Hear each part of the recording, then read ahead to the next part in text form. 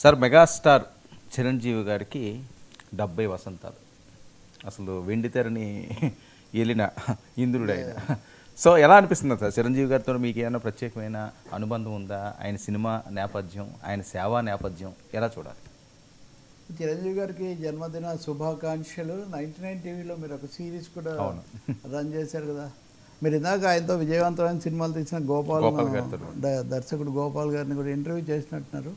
ఇప్పుడు చిరంజీవికి జన్మదినం అంటే తెలుగు ప్రేక్షక లోకము, సమాజం కూడా చాలా సంతోషిస్తాయి. ఎందుకంటే ఒక ప్రేరణగా అలాగే ఒక పద్ధతిగా ఉంటూ వచ్చినటువంటి ఒక వ్యక్తి కాబట్టి ఆయన ఖచ్చితంగా ఆయనకు ఒక 10-12 ఏళ్ళ కిందటే ఈ లెజెండ్ అని అధికారికంగానే ఆయనకు చిత్రోత్సవాల్లో ఇచ్చారు. దాని మీద ఎవరు ఏం చేసినా కానీ, మొన్న సమ్మె వచ్చినా కానీ అందరూ ఎక్కడికి వెళ్ళారంటే చిరంజీవి దగ్గరికి వెళ్ళారు.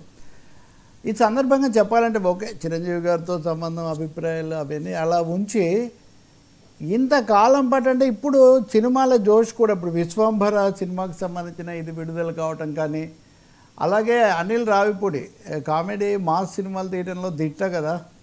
అది F2 అయినా లేకపోతే మొన్న సంక్రాంతికి వస్తున్నామైనా అన్నీ ఆ చిరంజీవి అనిల్ రావిపూడి కాంబినేషన్ అంటేనే ఈయన మాస్ దాంట్లో ఇంకా అందులో కామెడీ చాలా బాగా పండిస్తారు. యాక్షన్ ఇది అంతా ఉన్న డ్యాన్సులు ఇవి కాకుండా. కాబట్టి మన శంకర వరప్రసాద్ గారు అని దానికి టైటిల్ కూడా ఇప్పుడు బయట పెట్టారు.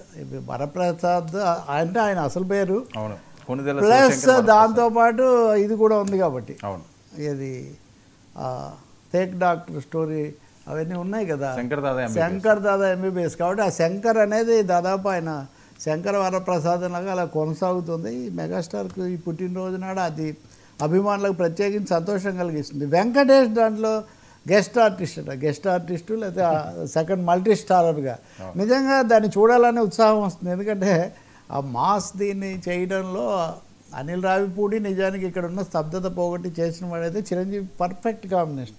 వాళ్ళు మొదట్లో చేసిన ప్రోమో చూస్తే కూడా ఆ చిరంజీవి రాగానే అనిల్ రావిపూడి ఇలా అంత యాక్షన్ చేస్తే అంత వద్దు అంత చాలు అని. సో చాలా లైవ్లీగా ఉంటాయి. సో నేను చెప్పదలుచుకుంది ఏమంటే నాగేశ్వరరావు, రామారావు, కృష్ణ, శోభన్ బాబు, కృష్ణరాజు చాలా జాబితా ఉంది మనకు. కానీ 70 ఏళ్ల వయసులో కూడా వరుసగా సినిమాలు బుక్ చేసుకుంటూ తను డేట్ ఇవ్వడం తరువాయి తప్ప తీయడానికి రెడీగా ఉండే పరిస్థితి చిరంజీవి గారికి ఉంది. ఖచ్చితంగా రామారావు గారు ముఖ్యమంత్రి 60 ఏళ్ళకి ఆయన నేరుగా రాజకీయాల్లోకి వచ్చారు. వచ్చిన తర్వాత కూడా ఓడిపోయే కొన్ని సినిమాలు తీశారు. బాగా హిట్ అయిన మేజర్ చంద్రకాంత్ అన్నదిలో ఆయన సీనియర్ పాత్రే పోషించారు. అలాగే నాగేశ్వరరావుకి సూపర్ డూపర్ హిట్ ప్రేమాభిషేకం బాగా సీనియర్ అయిన తర్వాత అది కూడా ఆయన 67 ఏళ్ల వయసులో వచ్చింది. ఇంకా తర్వాత చేశారు, సక్సెస్లు ఉన్నాయి, వాళ్ళు చాలా గొప్పవాళ్ళే. సీతారామయ్య గారి మనవరాలైన మేఘస్, కానీ వాటి క్యారెక్టర్ మారింది.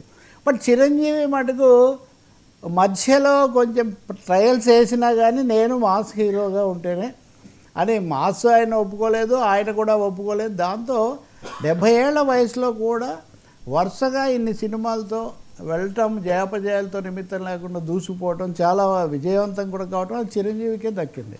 అదే తెలుగు ప్రేక్షకులు ఇచ్చినటువంటిది. ఇంకా మూడోది మధ్యలో రాజకీయాల్లోకి వెళ్ళి మంత్రి పదవి చేసి రాజ్యసభ చేసి మళ్ళీ వచ్చి ఇప్పుడు తమ్ముడిని దీవించి ఆయన ఉప ముఖ్యమంత్రిగా ఉండి ఇంకో తమ్ముడు ఎమ్మెల్సీగా ఉండి అంతకుముందు అంతో చిత్రాలు తీసి బావమర్ది కూడా పెద్ద ఇలాంటి యోగం, ఈ సినీ యోగం ఇది ఎవరికి సినిమా రంగంలో పట్టినటువంటి. సో సామాజిక ఇవన్నీ అలా ఉంచితే మళ్ళీ రక్తదానం, అభిమానులు అదొక ఇది. కాబట్టి తప్పకుండా చిరంజీవి